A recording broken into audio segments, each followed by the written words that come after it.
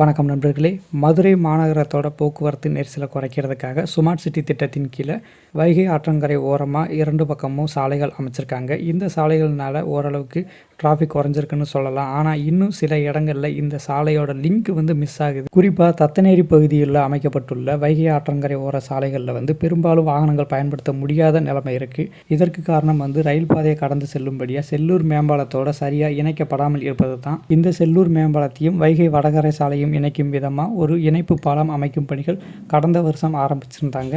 அந்த இணைப்பு மேம்பாலத்தோட அப்டேட் தான் இந்த வீடியோவில் நம்ம பார்க்க போகிறோம். இப்போ நாம் செல்லூர் மேம்பாலம் வழியாக தத்தநேரி நோக்கி போய்கிட்டு இருக்கோம். ஆரப்பாளையத்திலிருந்து கோரிப்பாளையம் மாட்டுத்தாவணி அண்ணா நிலையம் போகிறதுக்கு இந்த வழி ஒரு ஷார்ட் ரூட். அது மட்டும் இல்லாமல் தத்தநேரி சாலை எவ்வளோ குறுகலான வளைவு நெளிவான சாலைன்றது எல்லாத்துக்கும் தெரியும். ஒரு கிராமத்தில் இருக்கிற சாலை போல தான் அந்த சாலை இருக்கும். ஆனால் அதிகமான வாகனங்கள் இந்த சாலையை ரொம்ப பயன்படுத்துவாங்க. இந்த செல்லூர் மேம்பாலத்தோட வைகை வடகரை சாலையை இணைச்சு மேம்பாலம் கட்டி பயன்பாட்டுக்கு கொண்டு வந்துட்டாங்க அப்படின்னா தத்தநேரி சாலையில் ஓரளவுக்கு டிராஃபிக் இல்லாமல் இருக்கும். இல்லை ஒரு வழி பாதையாக கூட மாற்றுறதுக்கு வாய்ப்பு இருக்குது. இந்த இணைப்பு மேம்பாலத்திற்கான கட்டுமான பணிகள் கடந்த வருடம் செப்டம்பர் மாதம் ஆரம்பிக்கப்பட்டது. மொத்தம் 9 கோடி ரூபாய் செலவில் 7.5 மீட்டர் அகலத்திலும் 320 மீட்டர் நீளத்திற்கு 11 தூண்களுடன் அமைக்கப்படுகிறது. 10 மாதங்களில் கட்டி முடிக்க திட்டமிடப்பட்டது. அதாவது ஜூன் 2023க்குள்ளே இது முடிக்க திட்டமிட்டிருக்காங்க.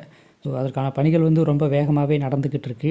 இடையில சில காலங்கள் மழை பெஞ்சு ஆற்றுல தண்ணி போனதுனால அப்போ ஒர்க் ஸ்டாப் பண்ணியிருந்தாங்க. இப்போ மறுபடியும் நடந்துக்கிட்டு இருக்கு. இதுதான் அந்த மேம்பாலம்.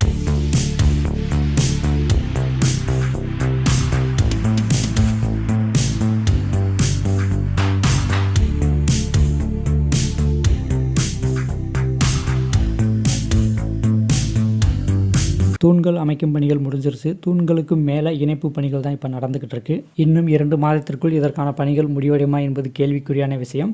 இன்னும் 4-5 மாதங்கள் ஆக வாய்ப்பு இருக்கிறது.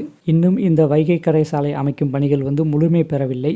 சில இடங்களில் முக்கியமான சாலைகளோட இணைக்காம லிங்க் மிஸ் ஆகுது. அதற்கும் உரிய நடவடிக்கை எடுத்து இணைப்பு சாலைகளை ஏற்படுத்தி கொடுத்தாங்க அப்படின்னா மதுரை மாநகர் போக்குவரத்து நெரிசல் பெரும்பாலான இடங்களில் முற்றிலுமாக குறையும்.